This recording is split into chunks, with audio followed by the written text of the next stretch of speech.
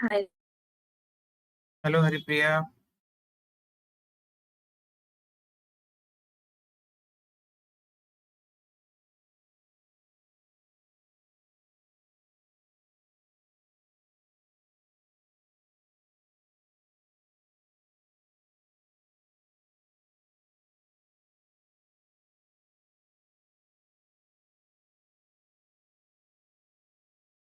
Starting.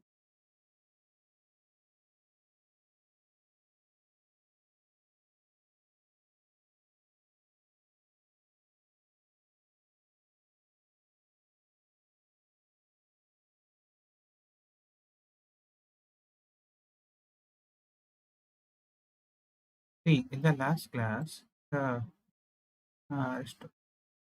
they actually become late.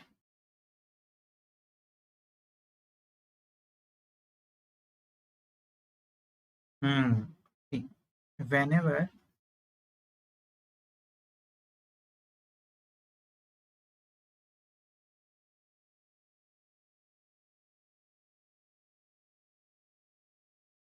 So you'll start a new chapter or you'll continue. huh? You will you start the new chapter or is this chapter still there? Yes, no, it's this chapter is still there. Okay. The, Oh, it this was math. It was just no, actually, what is that? What is there? No? This chapter, no, this the major part of the movement of inertia, which is actually important. That's completed, but still the important parts are left. Some rotation parts where students feel difficulty. This chapter is a bit lengthy one, and it's a confusing also to students. So that's why we are spending more time on it because it's difficult for the students. Rotation. You are able to understand it's okay. You know, this question we have solved in the earlier class, last class. So we'll be doing the next part. Angular velocity and torque. Torque, I think you guys know, na? I have taught you.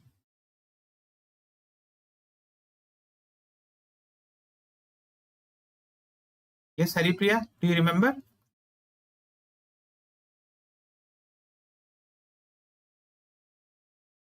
Am I audible or not? could you come again, sir? I was telling this angular velocity, this torque part, did you remember? Yes, sir. A little bit. Little bit, you know. Na? I'm asking because do I need to repeat it again or not? Okay. That No, sir. no, no. Torque is okay. Kanishka also knows. Everyone knows. But the complex part in the angular velocity that I will tell you. Usually, what the angular velocity is that you know. Angular velocity is whenever something is there like this. Let me just draw the diagram. It's like this and it is rotating about something. This is rotating about one point. This A is fixed and this part is rotating. This is the angular velocity, and if we have any point is here, the point has the velocity v1 and it is at a distance of r from it. We know we can find put the relation v1 is equal to r into omega, where omega is the angular velocity. That these things we already know. But what happens, how to find out the angular velocity in the case when both the ends are moving?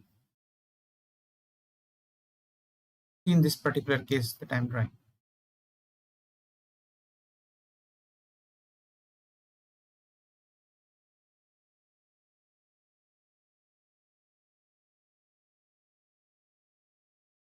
This is my rod.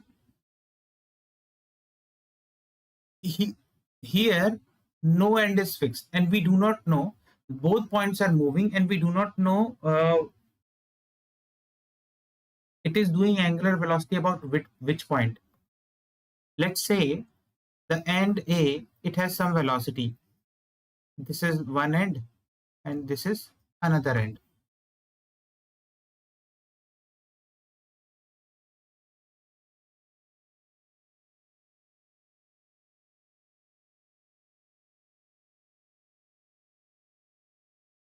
Who is admin? Then let's. There is someone who is admin who has entered the room. Let me see who is this admin. It must be Shama.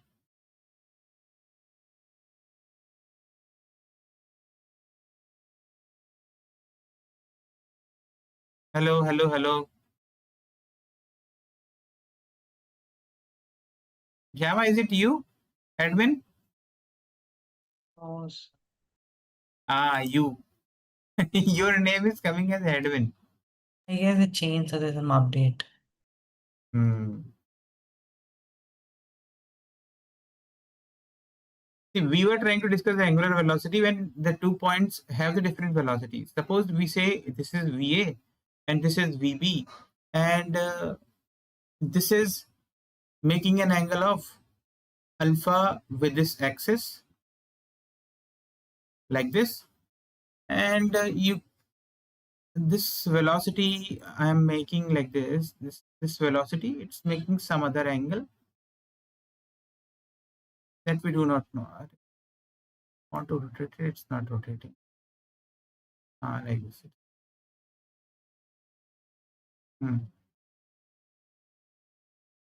Interesting things I'll tell you. This is alpha and this is beta C. Now, how to find out the angular velocity in that particular case? Just for if you want to know at about what point this will be doing the rotation, then sometimes there may be an imaginary point, sometimes there may be a real point about which it will be completely rotating, but we do not know. And voice is okay. We do not know how to find out its what is its angular velocity.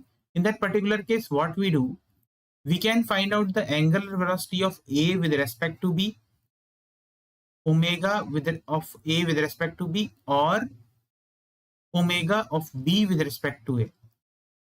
Okay. In that case, what when omega of A with respect to B we are doing, what we have to do, we have to resolve this velocity VA in the two directions. One is this VA cos alpha, and the other is this VA sin alpha, which is perpendicular to AB. Similarly, this is VB. We'll find out two components. One is VB cos beta, and the perpendicular component is VB sin beta. This you already know. Now, see, the important thing I want to tell you here is what I want you to have focus. See, this VA cos alpha, what I'm saying, VA cos alpha minus VB cos beta should be equal to 0. Why? Because VA cos alpha should be actually equal to VB cos beta because these are the velocities of point A and B along this direction.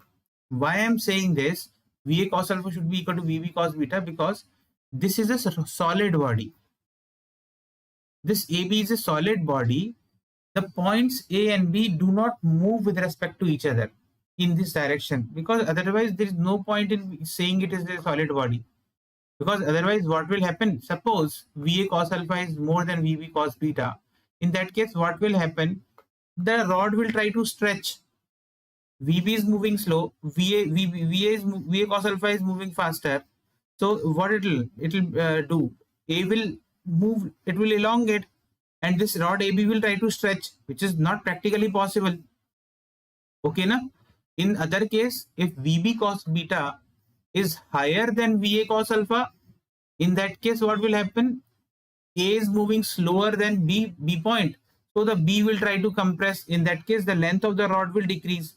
But it's not possible because the AB is said to be a solid body. Okay.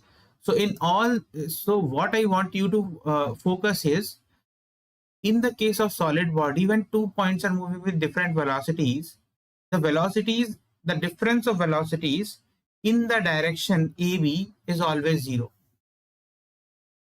Okay, one thing, one concept.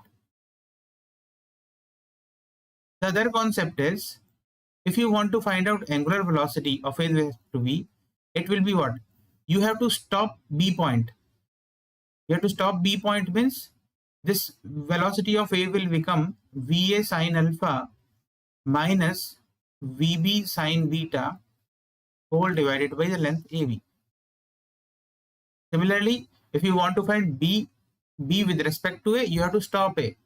In that case, what if we have stopped A? In that case, velocity of B will be what?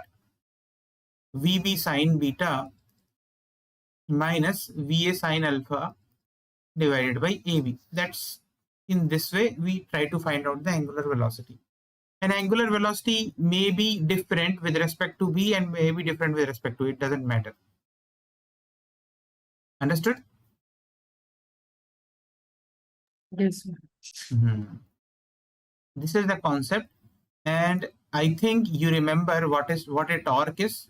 Torque, you know, na Diva?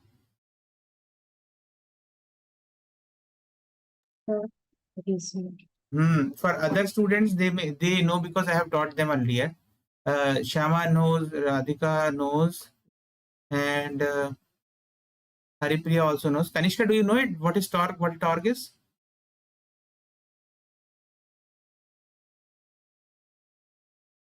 Tell me quickly.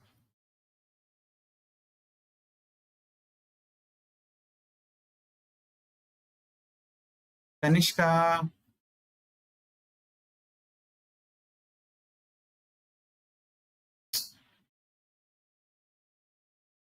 wasting time.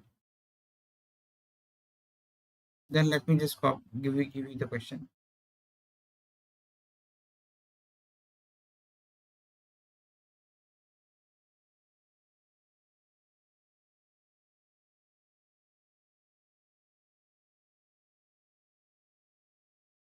Try to solve this.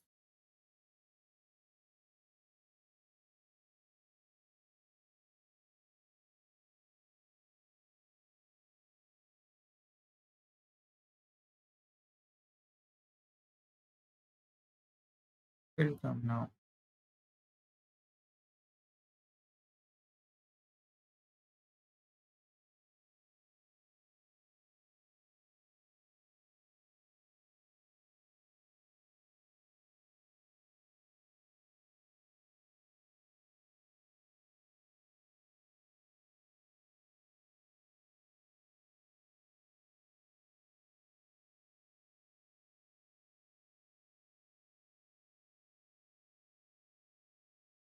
Next, I'll give you question on torque.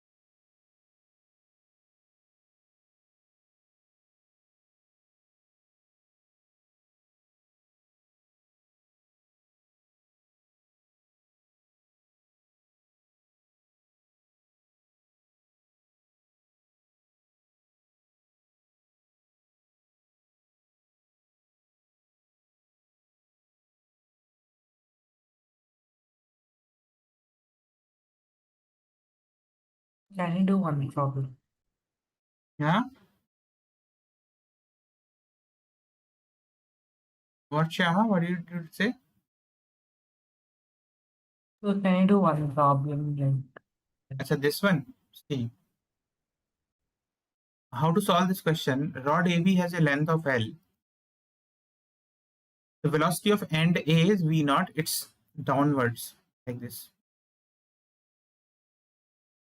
Which type of motion does the rod has?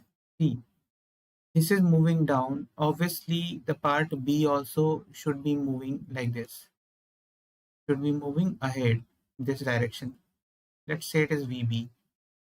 So obviously, see, it will be partially rotating and it will be moving down also. So the motion of the rod is rotation plus translation.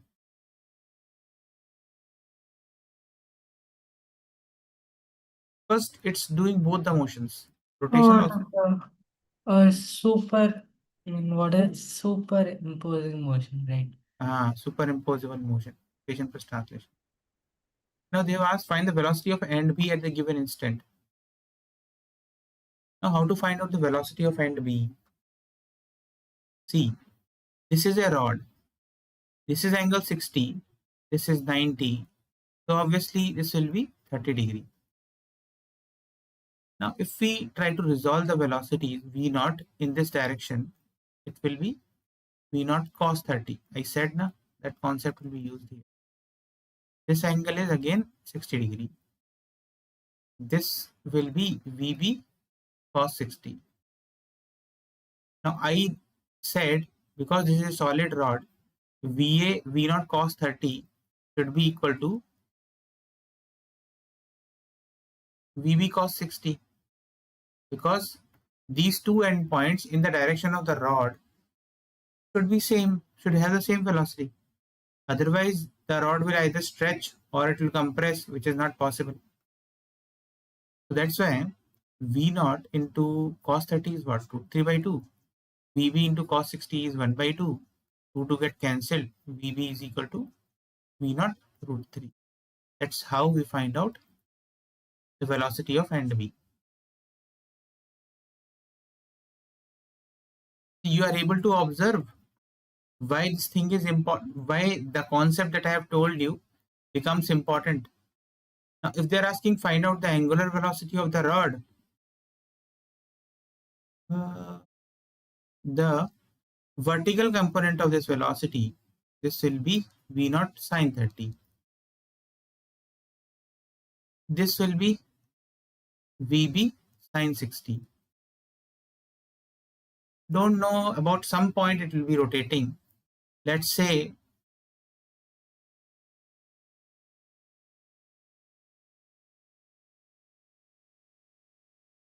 angular velocity of the rod we want. So we can find out either with respect to A or with respect to B. Omega will be equal to VB sine 60 minus VS plus VS sine 30 because they are in opposite direction divided by the length L. Or you can do it other way also. It's same value you'll get actually. Either you find omega A with respect to B or omega B with respect to A or A with respect to B. You will get the same value.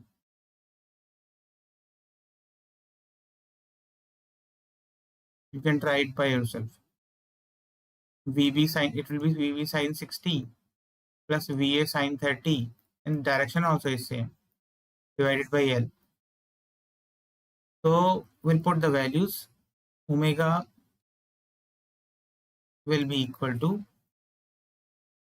VB is V naught root 3, sine 60 is root 3 by 2 plus VA is V naught. V naught by 2 whole divided by L.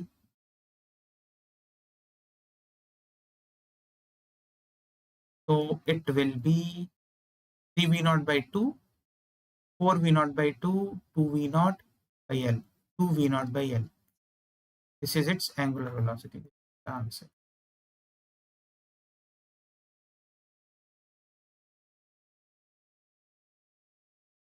Okay, understood?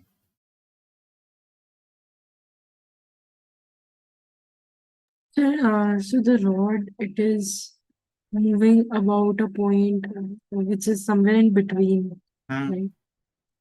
Okay. You want to find out what's that point, what the point is? No, so I just wanted to know because till now I've only done those cases in which जो point है वो rod के end पे है, so I was a bit confused.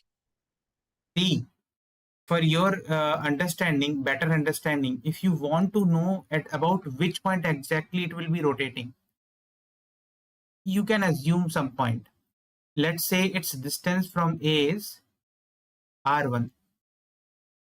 The distance from B will be L minus R1. Okay. Now, if it is rotating with about this point, so it's have the same angular velocity, omega. So we can write VB sine 60 will be equal to L minus R1 into omega. First equation, V is equal to R omega. Similarly, V naught sine 30 will be equal to R1 into omega. Second equation. Just divide them, you'll get the value of R1. You will exactly find about which point it is rotating. That's for your understanding. Now, if suppose they ask you the question of this type, find out the point about which it is doing rotational motion. For that, you will do this kind of calculation. VB is V naught root 3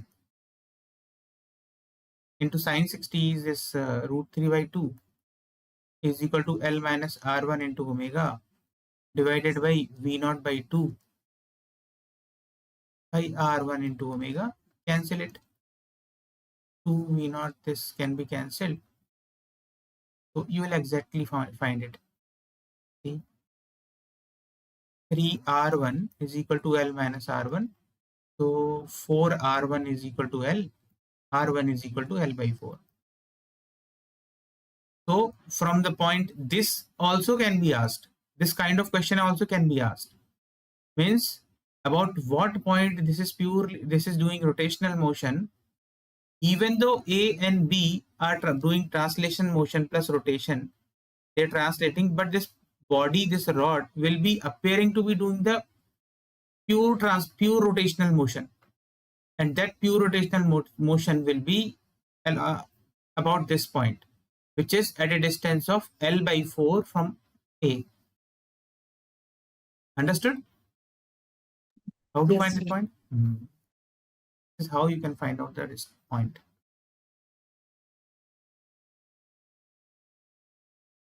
Shama, understood? Yes, sir. This was interesting question. Huh? Yes. Achha, now see, what about everyone else? Haripriya, Radhika, okay, na everything. Now see, this is a different question. If anyone did not understand something, you can tell me, ask me. See, again I am telling, this next question involves the torque. Actually, it's equilibrium. Torque and equilibrium. If you remember about equilibrium, I say in the equilibrium, I remember now. In the equilibrium chapter, I have taught you about the torque. And there you already knew in equilibrium, the net force on each body is 0 in x and y direction, and net torque is also 0 about any point that we have discussed. That thing you have to use here. And if you do not remember the torque thing, you can tell me. Anyone, I will explain it. Because understanding torque is very important here. And if you are comfortable, everyone is comfortable, try to solve this question. Sir, could you explain it again? Again, that's what. See, what torque is, torque is defined as R cross F, R vector plus F vector. Let me do it properly. Torque is always found with respect to a point. Suppose we have to find about O. This is O, this is said to be R vector, and this is your force.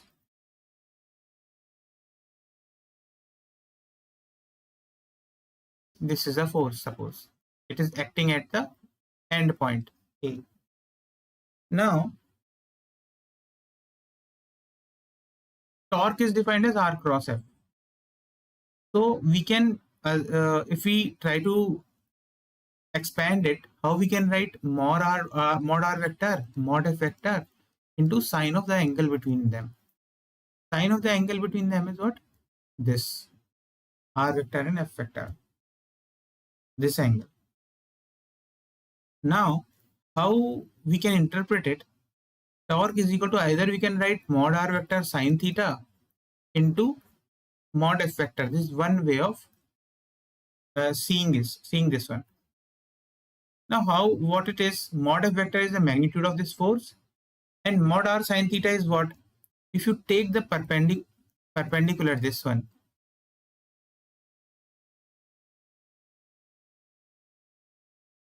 this is theta, so obviously this will be also theta. I'm taking parallel to F vector, and this is mod R vector, the length. This R vector means this length should be mod R vector.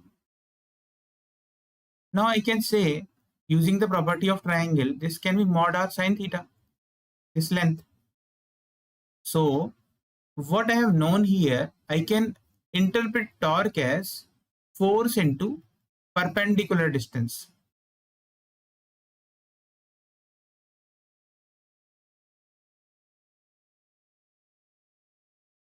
About the point of application. Okay, I have kept force as it is. Force is as it is. Now, Yes. perpendicular to this force, I have tried to find out the distance about the O. This is the torque. This is one way of finding torque. Second way is, I can do this torque is equal to mod R into mod F sine theta.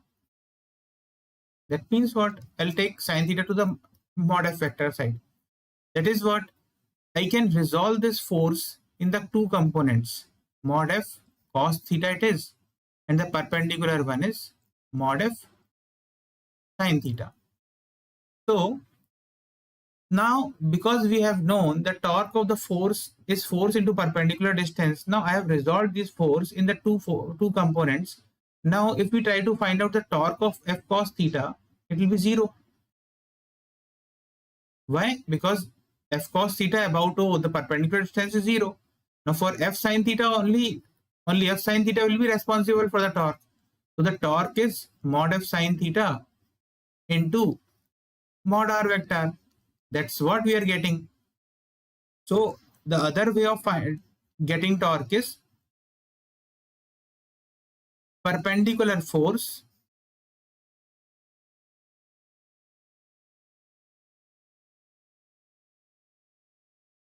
into distance. First you are doing the finding out the force which is perpendicular to the radius vector, and then that force multiplied with the distance. That's torque. So either you use this way, force into perpendicular distance about the point of application, or try to find out the perpendicular force into the distance. Whatever suits you, use it to find out the value of torque. Force into perpendicular distance or perpendicular force into distance. Understood? This is how it is done. Sometimes they give you the question in the vector form only. R cross F, R vector will be given to you, F vector will be given to you. In that case, you very well know how to find out the cross product. I determinant I, J, K, R vector components, then F vector components. That way. Haripriya, okay? Got it? Yes. Okay, for everyone it's revised. Now try to solve this question. This is a question of equilibrium. Equilibrium you guys know because you have already done it. I'm just brushing up your concept.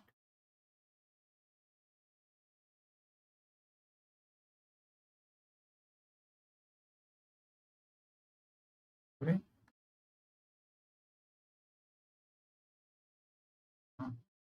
See, this is the problem. Try solving it.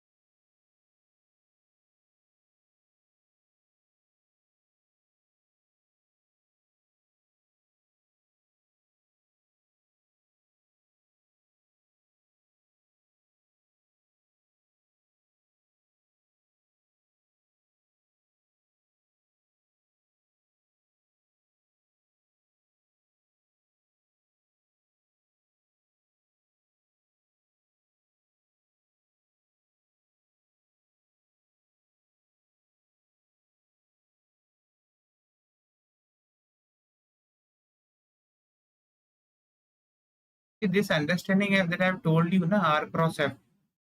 This kind of understanding you can use in any case when you are having A cross B or R cross here, like in R cross F, na?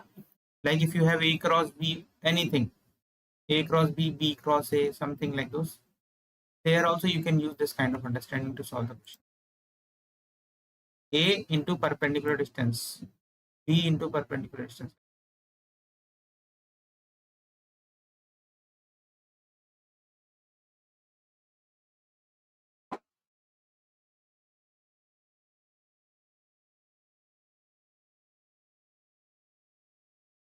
Haripriya, the most interesting part, na, most interesting part of this rotation is yet to come. That's translation plus rotation.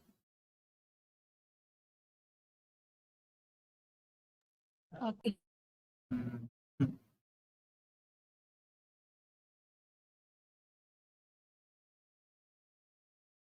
But how to solve? How to solve this? Wait. See what this question is.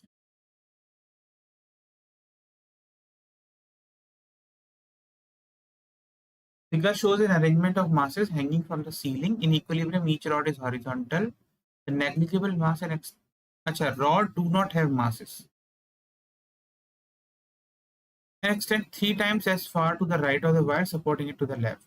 If mass M4 is 48 kg, then M4 is only given. This is 48 g. Then mass M1 is what? Now see, taking the equilibrium, we do not know where it is.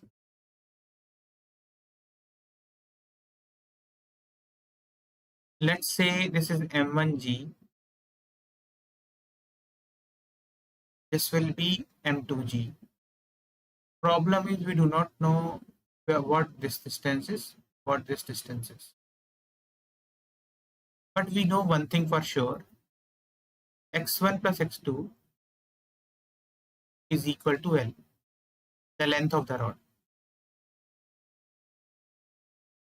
Now using this here, let's say this part has tension T. T1 say.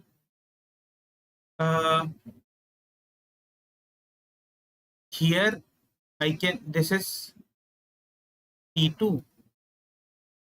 Let's say T1, this is T2, this is T1, and let's say it is T3, upper one. Now you very well know, because they are in equilibrium, this T1 will be equal to mg. I can write this T1 will be equal to m1g.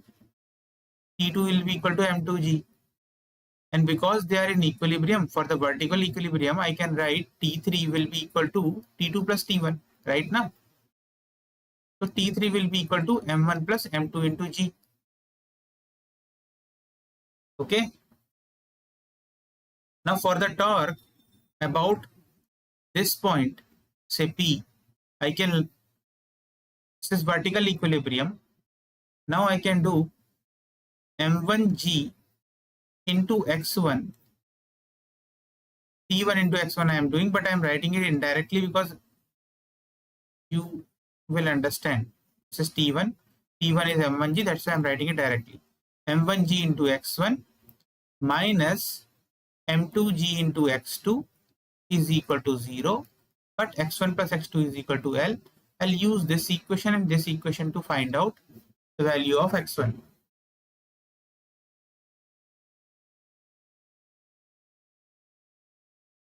But I don't think it's needed. Acha.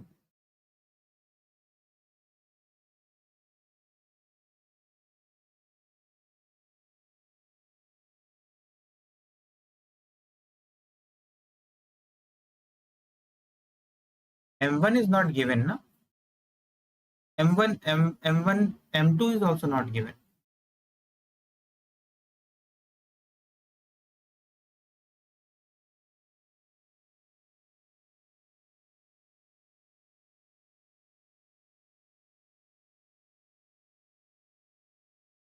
I can directly write one thing here. This tension, here the tension force will be equal to M1 plus M2 in plus M3 into G. I don't know, I think there's no point in calculating this x1, x2. M4 is 48 kg, only this thing we have to find.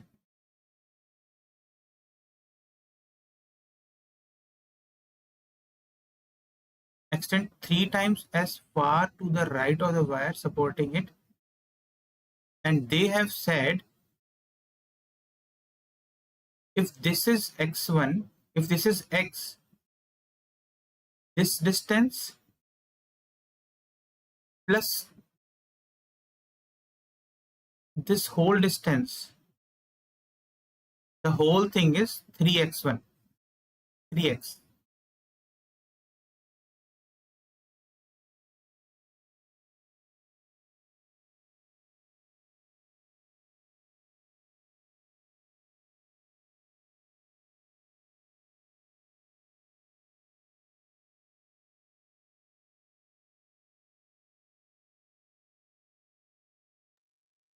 So will this whole entire wire will be 3x or only that part of the wire which is like supported? Now the whole.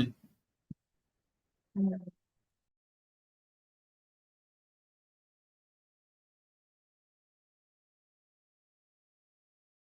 And extends 3 times as far to the right of the wire, supporting it as. Then I think it would be only for the one rod and not the whole. No. Each rod and extends. Acha. Each rod is horizontal, has negligible mass, and extends 3 times as far to the right of the wire, supporting it. Acha, for everything you are saying. Then in that case it will become very easy. If this is x, this is 3x. Again, this is x, this is 3x. This is x, this is 3x.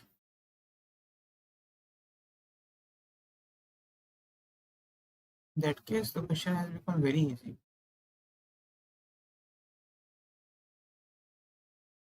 Let's solve it and see whether we are getting answer. M1 into x1. M1 into 3x. Let me do it. Now it became very easy. M1 into 3x will be equal to M2g into x. This will cancel. So 3m1 is equal to M2. One relation we have got. Now in the same way, here this will be M1 plus M2 into G. In the same way, we will get some other relation, that is M1 plus M2 into G into 3x should be equal to M3 into x. So M3 will be equal to 3G into M1 plus M2. This is M1 they are asking now. Right. Instead, yeah, right. 4M1. 3M1 in place of it. Yes, now. So it will become 4M1. It will be 12M1G. M3. Now M3 we have got. So here it is M1 plus M3 into G. Here again we can write this relation M1 plus M2 plus M3 into G into 3x should be equal to M4G into x. Now G into x will cancel. Now what is this? 12M1, M3 is 12. 12M1 plus M2 is 3M1 plus M1 into 3 16M1. is equal to M4. Now 48 M4 M1. is 40. 48 M1 is equal to 48. It's given. So M1 is coming out to be 1 kg. This is the answer. Let me check the answer once. Answer is 1 kg only.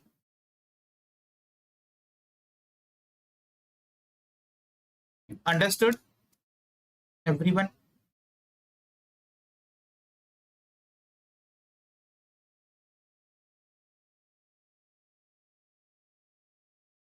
Using the vertical equilibrium, I have just found out the forces. Means for using vertical equilibrium, I have found out the force T3. Like here also, force T, this force. And rest, I have applied the torque about the point of suspension to find out the relation between masses.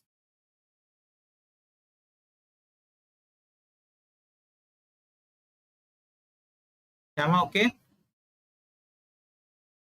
Yeah.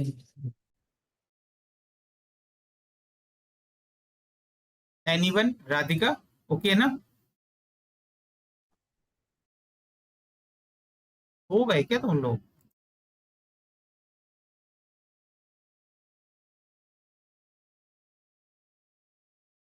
I think they are sleeping. Sir, which part is tension and which part is torque?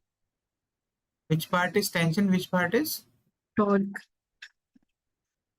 Acha. Tension is the force. Torque is m1g into this distance.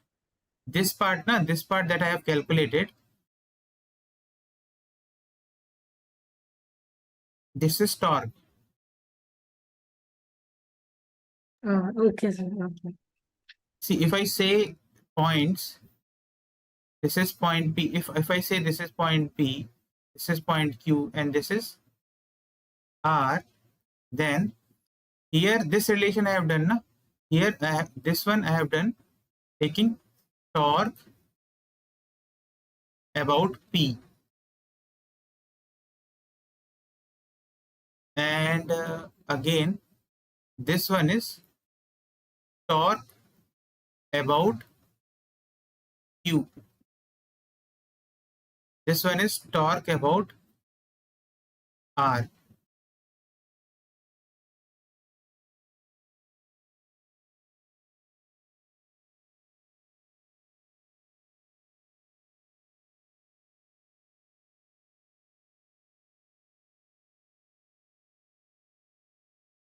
Yes, sir. I'm agree.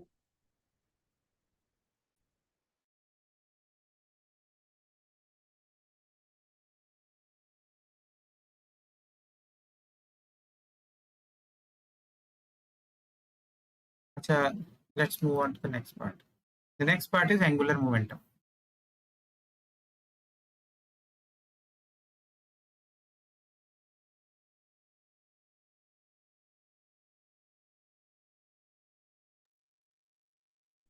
See, what is angular momentum? Angular momentum is again defined like this. Angular momentum is m into r cross v. It's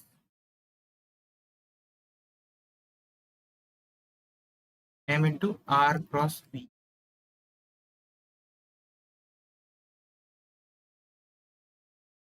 Okay. It is also written I into omega, because why we write like this? The m into r, this we can write as m r v sine theta, or if both r and v are perpendicular, we can write it as mvr. If theta is equal to 90 degree, in that case we can write it as mvr, and v is equal to r omega.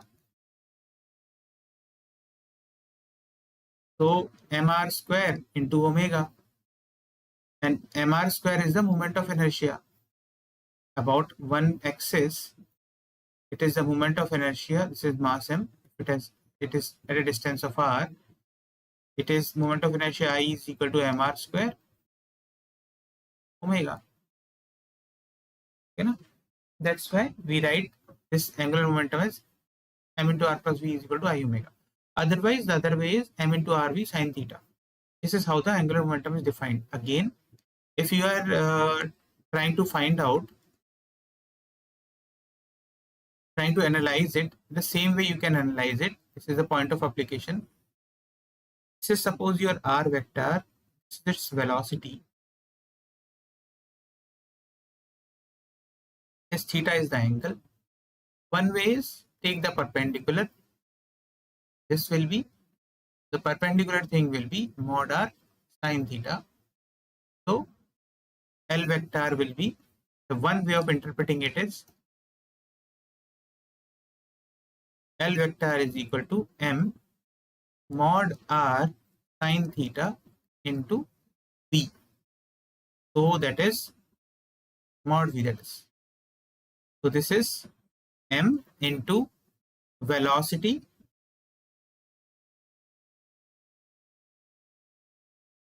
into perpendicular distance.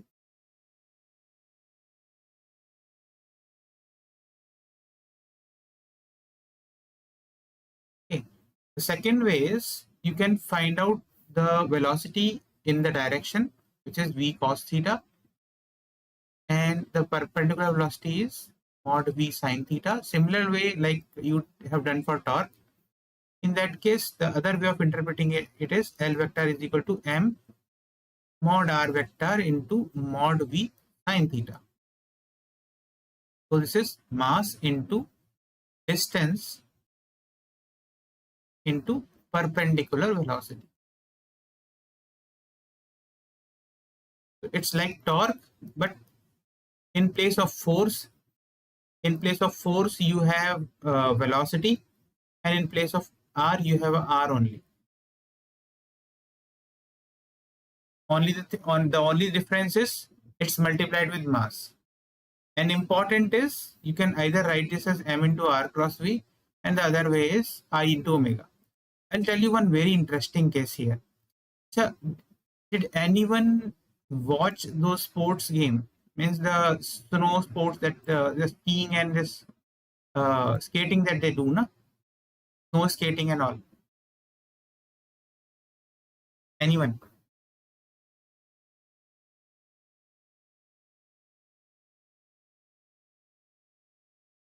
Shama, Haripriya, Diva, anyone? Sir, I did when I was younger. He was younger, na? If you see now, if I want to show you, I'll show you it.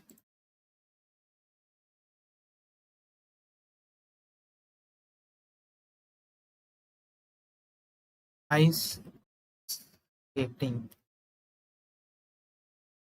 Noida? Ice skating Noida में क्यों कर रहे हैं ये? So what question did you ask?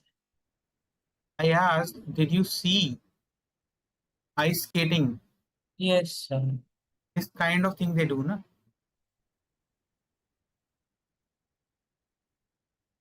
I want to show you training. This one. Able to see, na? This one. Yes, sir. There, she's rotating, but whenever she jumps, she closes her hand and her speed doubles, speed increases, rotation speed.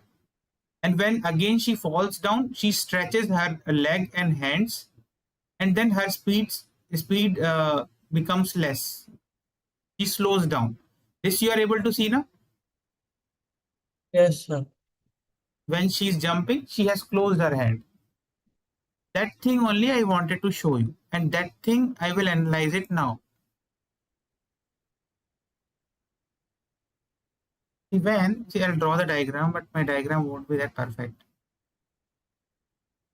Now coming to the conservation of angular momentum.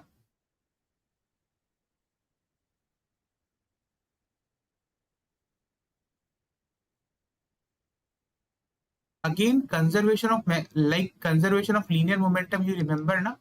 Conservation of linear momentum we do when there is no net force acting in the direction. Net force is not acting, we'll do the conservation of linear momentum. Likewise, if torque net is zero, net torque is zero, in that case we can conserve the angular momentum.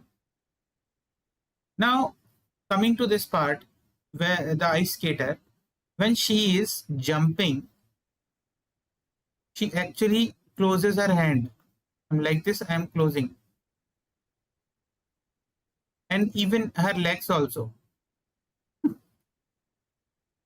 This diagram is not good, but try to understand. This is angular velocity, her angular velocity omega 1. But here, see, here in this case, her hand center of mass, it's, let's say the hand has mass m1. This is also m1, it's at center. Leg has mass m2. This is also m2. But here, in this particular case, when this masses have become very close to her hand, this distance, the distance of this mass m1 with her axis of rotation, this is actually her axis of rotation. This is her axis about which she is rotating. Now this distance is very less. X, again this one. Let's say this distance is x2 with the axis. This is also x2. Now, what is her moment of inertia total? I1 into omega 1, let's say in this case, if we try to calculate it, it will be 2 into m1 x1 square of the hands plus 2 into m2 x2 square of the legs. This is I1. And if I try to find out I1 into omega 1, it will be this only. I1 into omega 1, I1 is this value. Now try to see that motion in which she stretches her hand.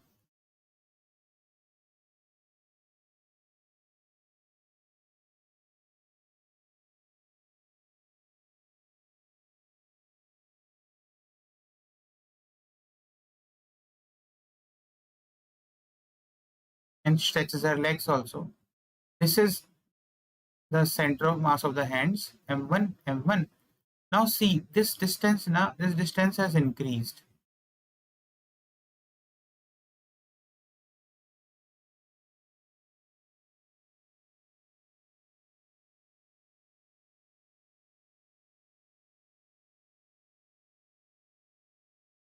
Now let's say her angular velocity is omega 2.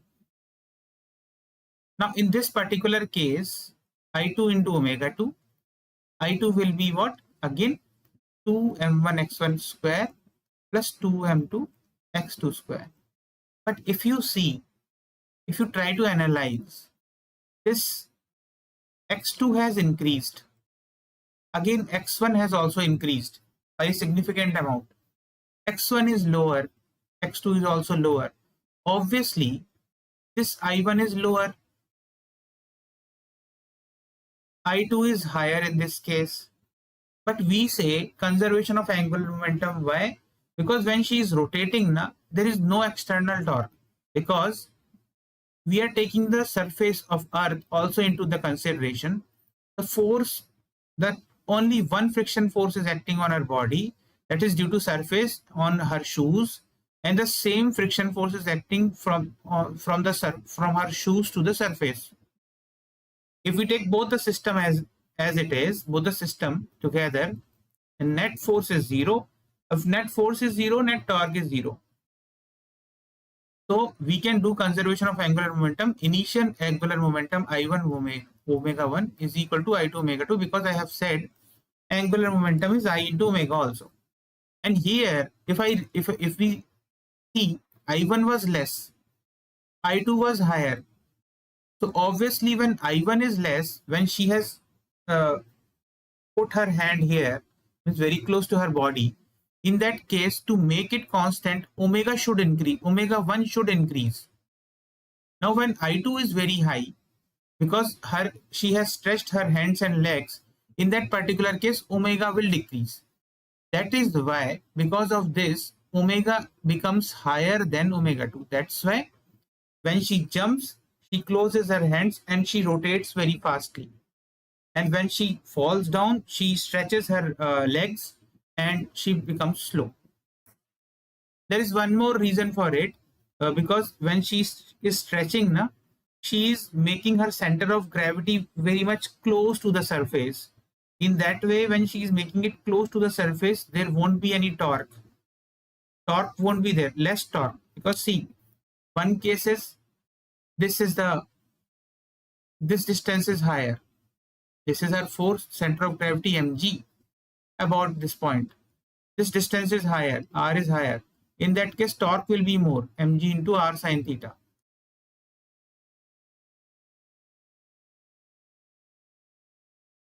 Now in that case, when she has sunk down, stretching her hands and legs, in that case her center of gravity will be low. R is this, theta is higher. In that case, R will become low, so this torque will become low. In that case, this torque will be lesser, mg into this torque will be lesser, that she will be more stable also. Just to maintain her stability also, she does this one. If she's standing, the center of gravity, this is a situation, so torque is higher, she may fall down with high speed. So by stretching, she becomes more stable also. That's the case of angular momentum, conservation of angular momentum, very popular one, ice skating. Now on this conservation of angular momentum, they ask many questions. In the next class, we'll be doing conservation of angular momentum questions. In the next class,